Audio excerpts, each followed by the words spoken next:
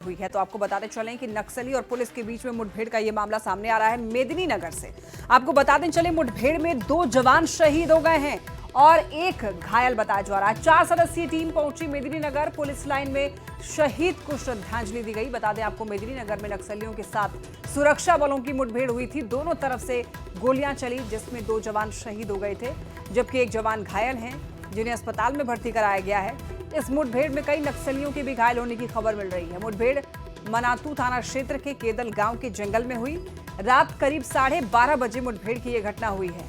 अब इस घटना के बाद झारखंड पुलिस मुख्यालय की 4 सदस्यीय टीम जो है मेदिनीनगर पहुंची है और घायल जवान से मुलाकात करके उनका हालचाल जाना है और शहीद जवानों को पुलिस लाइन में श्रद्धांजलि भी दी गई है। 3 तस्वीरें टीवी स्क्रीन पर आप देखिए। 2 जवान शहीद हुए हैं, उनको श्रद्धांजलि दी गई है। एक जवान उनमें से घायल हैं जिनका इलाज अभी अस्पताल में चल रहा है, इलाजरत हैं। अस्पताल में जवानों के परिजन उनसे मिलने के लिए पहुंचे हुए हैं, उसकी भी तस्वीर आपको दिखा रहे हैं। मनातू में केदल गांव के जंगल में दरअसल मुठभेड़ की खबर है। जवान सुनील राम संतन मेहता जो है वो शहीद हो गए, उनको श्रद्धांजलि दी गई। इसके अलावा घायल रोहित कुमार अस्पताल में भर्ती कराए गए हैं, इलाजरत हैं और उनसे मिलने के लिए उनके परिजन पहुंचे हुए हैं।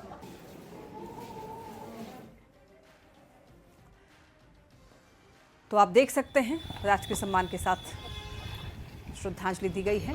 मनातू के केदल गांव के जंगल में मुठभेड़ का ये मामला है। लाल आतंक से मुठभेड़ बताया जा रहा है। रात करीब 12:30 बजे मुठभेड़ की यह घटना हुई है।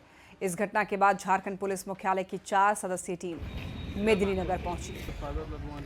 सेल के खिलाफ जो अभियान है वो लगातार जारी रहेगा और जो हमारा 2 जवान शहीद हुए हैं इसको बदला पीछे के खिलाफ जरूर कार्रवाई आगे से करेंगे। लगातार आप मेदिनीनगर के मनातू थाना क्षेत्र में पुलिस और टीएसपीसी के उग्रवादियों में मुठभेड़ हुई जिसमें 2 जवान शहीद हो गए, साथ ही एक घायल जवान का इलाज जारी है। अब इस एनकाउंटर को लेकर झारखंड में सियासत तेज हो गई है।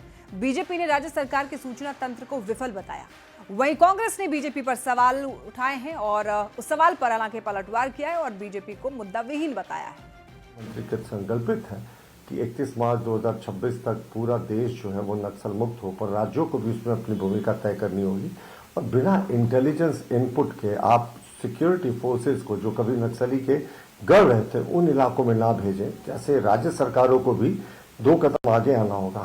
देखिए, अब भारतीय जनता पार्टी के पास कुछ बचा है। ये लोग तो जब अपनी माँ के नाम पर ये लोग राजनीति कर रहे हैं, वोट बैंक मांग रहे हैं देश के प्रधानमंत्री, तो अब इस पर भी प्रश्न अगर वो भारतीय जनता पार्टी खड़ा कर रही है तो कोई अजूबा बात नहीं है। भारतीय जनता पार्टी अब प्रश्न खड़ा करने वाली ही पार्टी इस राज्य में बन करके रहे। अब खबर मिल रही है चाईबासा से। रेलवे स्टेशन पर ट्रेन से हाथी टकरा गया। ट्रेन से टकराकर हाथी गंभीर रूप से घायल हो गया। रेलवे ट्रैक पर घायल अवस्था में हाथी पड़ा है। ट्रैक पर ट्रेनों का आवागमन फिलहाल बाधित है। रेलवे और वन विभाग हाथी के रेस्क्यू में जुटा है। हाथी को रेस्क्यू कर इलाज के लिए भेजने की तैयारी की जा रही है। सोनाखान स्टेशन के पास दरअसल ये घटना घटी है। अब आप देख सकते हैं ट्रैक के बीचों बीच हाथी जो है वो ट्रेन की वजह से यहाँ पर घायल हो गया है। अब रेलवे ट्रैक पर घायल हाथी जो है अब उसे हटाने के लिए वन विभाग साथ ही साथ रेलवे रेस्क्यू करने में जुटा हुआ है। तो हाथी को रेस्क्यू कर इलाज के लिए भेजने की तैयारी भी की जा रही है। सोनाखान स्टेशन के पास ये हादसा हुआ है। चाईबासा का ये मामला है। रेलवे स्टेशन पर ट्रेन से हाथी के टकराने का मामला, गंभीर रूप से हाथी घायल हो गया है।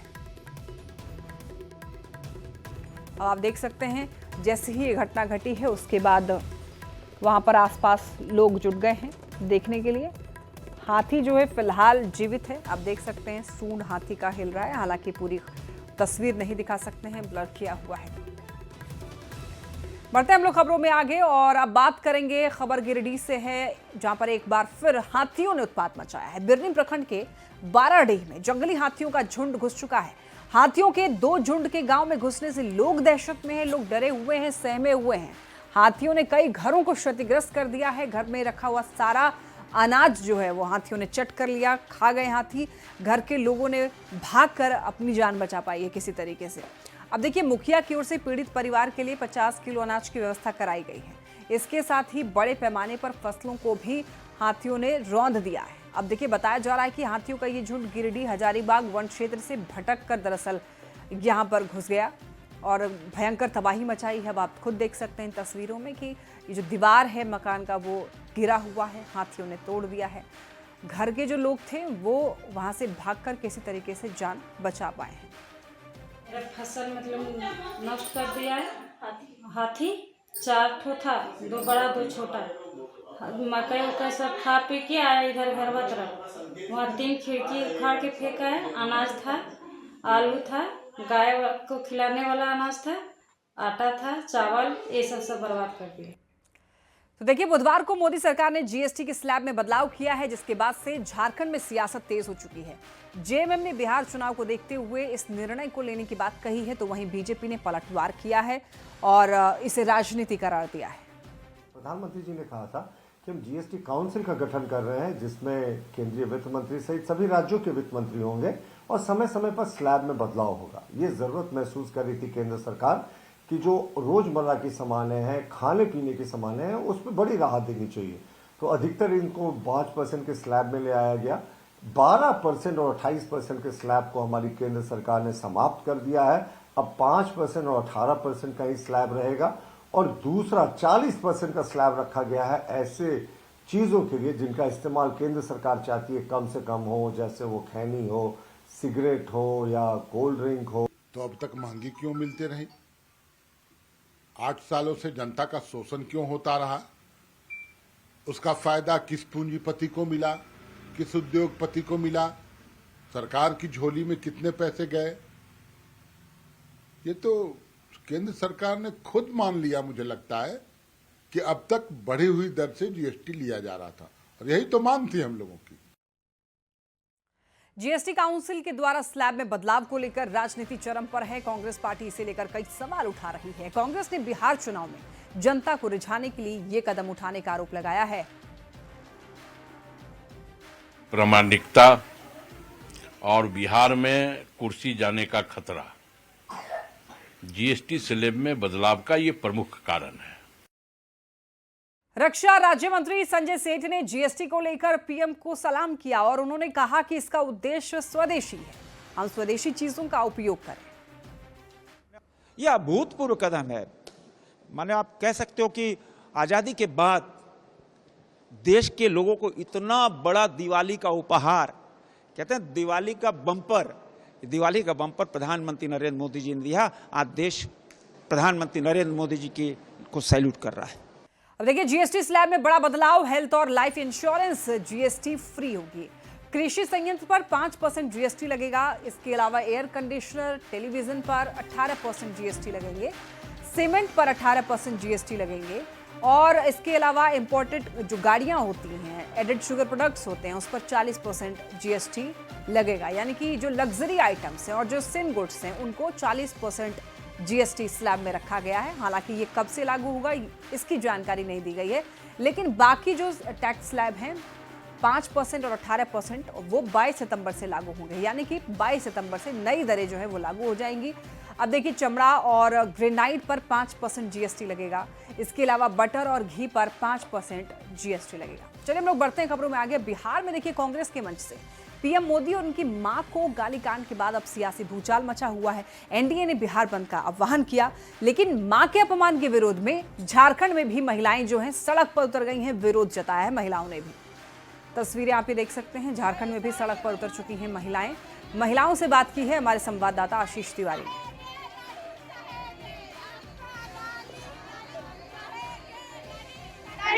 देश के प्रधानमंत्री नरेंद्र मोदी जी की मां को गाली को लेकर अब बिहार में राजनीति छिड़ी हुई है, मगर उसका असर साफ तौर पर झारखंड की जमशेदपुर में भी देखने को मिल रहा है, जहां आप देख सकते हैं कि जमशेदपुर की जो महिला संघ है वो पूरी तरह से सड़क पर उतरकर इसका विरोध प्रदर्शन कर रही है। और साफ तौर पर महिलाओं का कहना है कि राजनीति एक तरफ, मगर महिलाओं का अपमान नहीं सहेंगे। उसी को लेकर आप देख सकते हैं कि सैकड़ों की संख्या में महिलाएं जो है वो सड़क पर उतर चुकी है। हम लोग महिलाओं को अपमान नहीं सहेंगे। हम राजनीति में क्या, हम कहीं नहीं सहेंगे महिला को अपमान। अगर महिला ना हो तो ये दुनिया चल ही नहीं सकती है। नारी ये मोदी जी की माँ का केवल अपमान नहीं, पूरे भारत देश का अपमान किया गया, जिसको हम लोग नहीं सहेंगे। क्या माँ का अपमान है जिसे नहीं बर्दाश्त करेंगे। क्या कहेंगे? कांग्रेस गाली गलौज किया है मोदी जी का, इसी का विरोध कर रहे हैं हम लोग। ऐसा नहीं सहेंगे हम लोग। उसका भाषा हो गया है कांग्रेस का। जब भी कुछ राजनीति में माँ का गाली देना, कुछ भी, उसको यही हो गया है। वो बेहतर करके दिखाए। उसको मोदी जी को हराना है तो बेहतर करके दिखाए। अगर मोदी जी से जंग लड़ना है, अगर वो तो विकास कीजिए। मोदी जी ने महिलाओं के लिए 3 तलाक लाए, शौचालय बनाए, गैस दिए। आप क्या किए? तो अगर बिहार जीतना है तो विकास लाओ, वरना कुछ नहीं होगा। इसलिए मोदी जी के अपमान नहीं, उनकी माँ का अपमान नहीं, ये देश का अपमान है, ये समस्त महिलाओं का अपमान है। इसको हम लोग कटु आलोचना करते, तीव्र निंदा करते। ये महिलाएं सब उठा लिए, अब उसको विदाई तय है। तो महिलाओं में साफ तौर पर आक्रोश देखने को मिल रहा है और सभी महिलाओं का यही कहना है कि राजनीति करें मगर राजनीति में महिलाओं का अपमान ना करें। हालांकि अब देखना यह है कि बिहार चुनाव में इस मामले को लेकर बिहार विधानसभा चुनाव जो होने वाला है उसमें क्या कुछ असर देखने को मिलेगा तो आने वाला समय ही बताएगा। मगर इस मामले को लेकर अब जमशेदपुर की महिलाओं में भी आक्रोश देखने को मिल रहा है। न्यूज़ 18 के लिए जमशेदपुर से आशीष कुमार तिवारी। तो देखिए, विरोध अब सिर्फ बिहार तक ही सीमित नहीं रहा है। बिहार के बाद देखिए झारखंड में भी सड़कों पर महिलाएं जो हैं उतर गई हैं। तो प्रधानमंत्री को गाली देना और उनकी मां को गाली देना, यानी कि अभद्र टिप्पणी करना, अब इसको लेकर के विरोध के सुर जो हैं झारखंड से भी सुनाई दे रहे हैं। बिहार में विरोध में एनडीए ने बंद बुलाया और इसका आंशिक असर जो है झारखंड में भी देखने को मिला है। रांची के कांकेगा रिनपास को 4 सितंबर 2025 को 100 साल पूरे हो गए हैं और इसी मौके पर शताब्दी समारोह का आयोजन किया जा रहा है। इस आयोजन में सीएम हेमंत सोरेन ने भी शिरकत की और सीएम ने दीप प्रज्वलित करके कार्यक्रम का शुभारंभ किया और उन्होंने डाक टिकट भी जारी किए हैं। देखिए, बहुत रेयर चांस होता है कि इस टाइप का संस्थान हो जो पूर्ण रूप से मानसिक रोगियों के सेवा के लिए समर्पित है शुरू से, और दिन प्रतिदिन इसका विकास होता चला गया है ना। और आज हम लोग यहाँ पर पहुँच गए हैं कि कम से कम हम लोग अस्पताल परिसर से बाहर भी जा करके कम्युनिटी में भी सेवाएं दे रहे हैं लोगों को। शुरुआत में मरीज को चिन्हित करते हैं, उनका इलाज उन्हीं के यहाँ निःशुल्क किया जाता है। तो ये एक बड़ी उपलब्धि है। देश में यही एकमात्र अस्पताल है जहाँ पे पूर्णतः निःशुल्क ट्रीटमेंट। विशेषकर इस रिनपास के संदर्भ में विस्तृत समीक्षा के उपरांत यहाँ पर क्या क्या चीज बेहतर की जा सकती है उस पर हम लोग काम करें। कितने नॉन टीचिंग स्टाफ हैं, कितने मरीज हैं, कितना लोग यहाँ इंडोर हैं, कितना आउटडोर हैं, कितने महिलाएं हैं, कितने पुरुष हैं, कितने बच्चे हैं। बहुत बड़ा इसका एक अलग दायरा है। कैसे हुई रिनपास की स्थापना, ये आपको बताते हैं ग्राफिक्स के जरिए। देखिए, 1795 में रिनपास की नींव रखी गई। लुनेटिक अजाइलम के रूप में नींव इसकी रखी गई और 1821 में पटना कॉलेजिएट में स्थानांतरित हुआ। 1925 में नामकुम होते हुए कांके पहुंचा। पहले नाम इंडियन मेंटल हॉस्पिटल था इसका। पहले अधीक्षक इसके थे कैप्टन जेई धुंजी भाई। आज़ादी के बाद नाम इसका बदला गया और 1998 में इसे स्वायत्त दर्जा मिला। इसके बाद देखिए 1998 में रिनपास का नाम रखा गया और मानसिक स्वास्थ्य सेवा का ये प्रमुख केंद्र है जिसका शताब्दी समारोह मनाया जा रहा है। चलिए बढ़ते हम लोग खबरों में आगे। रांची से इस वक्त एक बड़ी खबर मिल रही है। बीजेपी कार्यालय में सेवा पखवाड़ा बैठक। पीएम के जन्मदिन से कार्यक्रम शुरू, राज्य भर में कार्यक्रम होना है। बता दें आपको 15 दिनों तक कार्यक्रम का आयोजन होगा। बैठक में प्रदेश अध्यक्ष बाबूलाल मरांडी शामिल होंगे। राष्ट्रीय महामंत्री राधा मोहन अग्रवाल ने शिरकत की। कार्यकारी अध्यक्ष रविंद्र राय भी मौजूद रहे। सांसद प्रदीप वर्मा भी इस बैठक में शामिल हुए। तो बता दें आपको 15 दिनों तक कार्यक्रम का आयोजन होना है। रांची से बड़ी खबर, प्रदेश अध्यक्ष बाबूलाल मरांडी इसमें शामिल हुए। तो रांची से यह खबर मिल रही है, बीजेपी कार्यालय में सेवा पखवाड़ा बैठक हुई। यहाँ पर पीएम के जन्मदिन से कार्यक्रम शुरू होने की बात की गई है। राज्य भर में कार्यक्रम का आयोजन होगा। 15 दिनों तक ये कार्यक्रम चलेगा और इस बैठक में प्रदेश अध्यक्ष बाबूलाल मरांडी शामिल हुए। राष्ट्रीय महामंत्री राधा मोहन अग्रवाल ने इसमें शिरकत की।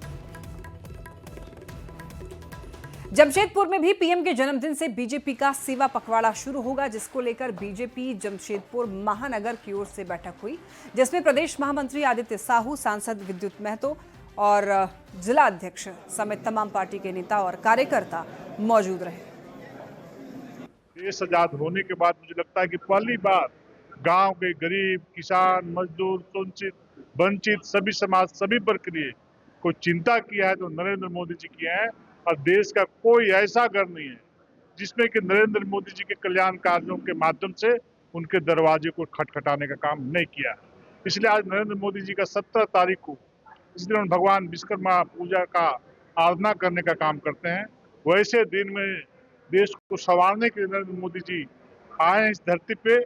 उनका जन्मदिन है। भारतीय जनता पार्टी के कार्यकर्ता के साथ साथ आम जनों में ये उत्साह है, उनके जन्मदिन को हम एक ऐतिहासिक बनाएं, यादगार बनाएं और जनता के बीच इस कार्यक्रम को करने का। भारतीय जनता पार्टी के सालों भर कुछ न कुछ समाज हित, राष्ट्र हित में काम चलते रहते हैं।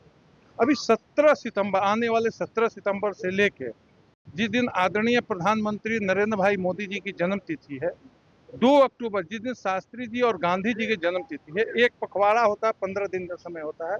इसमें भारतीय जनता पार्टी कार्यक्रम करती है पूरे राष्ट्रीय स्तर पर। उसी कार्यक्रम के निमित्त 15 दिन में अलग अलग कार्यक्रम हैं। झारखंड सरकार के शिक्षा मंत्री रहे दिवंगत रामदास सोरेन के निधन के बाद घाटशिला विधानसभा सीट पर उपचुनाव को लेकर सियासी हलचल अब तेज हो गई है। उपचुनाव की तारीख का ऐलान कभी भी हो सकता है। पूर्व शिक्षा मंत्री रामदास सोरेन के निधन के बाद से घाटशिला सीट खाली है और अब इस सीट पर उपचुनाव का इंतजार है। जेएमएम ने यह साफ कहा है कि इस संबंध में निर्णय लेने का विशेष अधिकार मुख्यमंत्री का है। कुछ विशेषाधिकार माननीय मुख्यमंत्री के होते हैं, उसको मैं अतिक्रमित नहीं कर सकता। बेहतर होगा कि इसका सदुत्तर आपको माननीय मुख्यमंत्री जी से ही मिलेगा और समयानुसार मिलेगा। स्वास्थ्य मंत्री इरफान अंसारी ने एक बार फिर से बीजेपी नेता भानु प्रताप शाही पर हमला बोला है। उन्होंने कहा कि 500 करोड़ का दवाई घोटाला करने वाला व्यक्ति इस तरह की बात कर रहा है तो शोभा नहीं देती है। जनता ने उसे घर में बिठाया है, जनता उसके साथ नहीं है। की जनता उनके साथ नहीं है। जिस व्यक्ति ने स्वास्थ्य विभाग को बेचने का काम किया, अब वो मुझ पे आरोप लगा रहा है, जो नीट एंड क्लीन आदमी है। दिसम गुरु शिबू सोरेन जी ने झारखंड लिया, मेरे पिताजी ने झारखंड लिया, हम लोग झारखंड लिया, हमें दर्द है झारखंड का ना, हम तो संवारने के लिए आए हैं। लेकिन अनाप शनाप इस तरह घटिया निम्न स्तर की बात करके आप हमको कहते हैं कि नहीं इसको बांग्लादेश भेज देंगे, चप्पल खोल के भेज देंगे। अरे क्या है ये? मैं कुछ बोलूंगा तो बुरा नहीं लगेगा उनको। गिरिडीह में राधा स्वामी संगठन के पूर्व कार्यकर्ता शमीम अख्तर को पचम्बा पुलिस ने गिरफ्तार करके न्यायिक हिरासत में जेल भेज दिया है। वो गांडे सीट से जागरूक जनता पार्टी के उम्मीदवार रह चुके हैं। उन पर आरोप यह है कि उन्होंने संगठन की वाहन स्कीम के तहत कई लोगों से पैसे तो लिए, लेकिन फाइनेंस कंपनी को किस्तों का भुगतान नहीं किया, जिसकी वजह से गाड़ी मालिकों को लगातार परेशान होना पड़ा। पीड़ित लोगों ने पचम्बा थाने में शिकायत दर्ज कराई, जिसके बाद शमीम को गिरफ्तार किया गया है, कोर्ट में पेश करके जेल भेज दिया गया। राधा स्वामी संगठन ने 24 जुलाई को संगठन से शमीम को निष्कासित किए जाने की जानकारी दी। वहीं शमीम की पत्नी ने झूठे केस में फंसाने का आरोप लगाया है। स्तर पर संगठनिक रूप से कार्रवाई की गई थी, उसे जो है निष्कासित भी किया गया था और उसके विरुद्ध जो है पचम्बा थाना में आवेदन भी दिया गया था। कब निष्कासित किया गया? कब किया गया उसको 22 जुलाई या 24 जुलाई को जो है पूर्णतः संगठन से निष्कासित कर दिया। बात करते हैं खूंटी की। खूंटी पुलिस को अवैध हथियार तस्करी के खिलाफ बड़ी सफलता मिली है। कर्रा थाना के कुलहुटुम जंगल के पास में छापेमारी हुई और 3 तस्कर गिरफ्तार किए गए। इनके पास से 2 पिस्तल, 44 कारतूस, 6 मैगजीन के साथ 66,000 रुपए कैश और 2 मोबाइल फोन बरामद किए गए। गिरफ्तार तस्करों के नाम यूनुस खान, मोहम्मद शमीम और इब्रार आलम है। इसी के साथ पुलिस ने गाड़ियों से बैटरी चोरी करने वाले गिरोह के 4 सदस्यों को गिरफ्तार किया गया है। इनकी निशानदेही पर एक कार से 19 बैटरी और रांची में एक कबाड़ी दुकान से 12 पीस बैटरी बरामद की गई है। अवैध देसी पिस्टल 4, जिंदा गोली 7.65 mm का 44, नगद 66,860 रुपये, मैगजीन 6 और मोबाइल 2। तो अपराधी जो है वो कांटेक्ट करते थे और ये हथियार को सप्लाई करते थे। बैटरी चोरी की घटना थी, ये काफ़ी बढ़ गई थी, तो इसीलिए एक SIT का गठन किया गया था और उस SIT के द्वारा इस पर हम लोग को रिजल्ट भी प्राप्त हुआ है। तो हम लोग विश्वास करते हैं कि बाकी जिस तरह का भी चाहे मोबाइल चोरी की घटना हो या किसी के घर से चोरी की घटना हुई हो, उस पर भी हम लोग टीम बनाकर काम करेंगे और जल्दी ही पकड़े जाएंगे। और अब बात करते हैं मौसम की। झारखंड में लगातार बारिश हो रही है, लेकिन इस बारिश ने नगर निगम की पोल खोल दी है। सड़कों पर बने गड्ढे के कारण आम जनजीवन अस्त व्यस्त हो गया है। बारिश के कारण गड्ढों में जल जमाव है। लोगों का ये कहना है कि सड़कों पर गाड़ी चलना तो कठिन है, वहीं पैदल चलना भी आसान नहीं है। ज्यादा जानकारी दे रहे हैं न्यूज़ 18 संवाददाता ओम प्रकाश।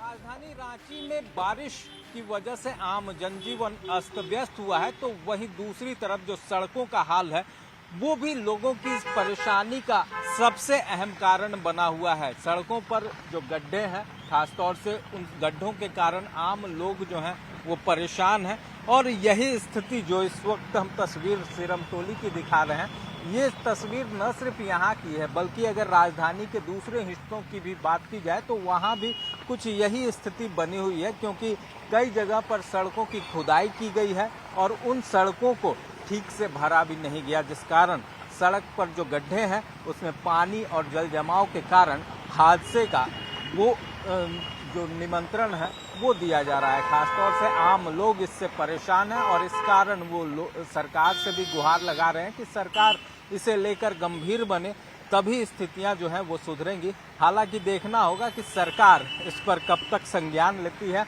और कब जो सड़कों की स्थिति है वो दुरुस्त होती है, क्योंकि जो सड़कों का हाल है वो अपने आप में लोगों के लिए मुसीबत बना हुआ है। कैमरामैन प्रभाकर के साथ ओम प्रकाश, न्यूज़ 18 रांची। खबर रामगढ़ से, जहां इस बार मानसून की रिकॉर्ड तोड़ बारिश हो रही है। मौसम विभाग ने संभावना ये जताई है कि बारिश का ये क्रम 6 सितंबर तक ऐसे ही जारी रहेगी। ज्यादा बारिश होने से धान के किसान भी अब काफी ज्यादा परेशान हो रहे हैं। किसानों का ये कहना है कि लगातार बारिश होने के कारण सफेद रंग का यहाँ पर सफेद रंग की जो मक्खियां होती हैं इसमें लग जाती है, इसके कारण धान के पौधे का ऊपरी हिस्सा सफेद हो जाता है।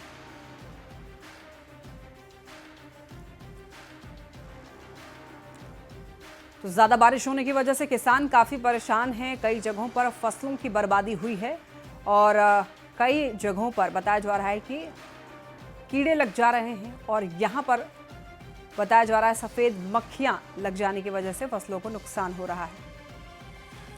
और इसी के साथ इस बुलेटिन में फिलहाल इतना ही। एक नजर हेडलाइंस पर।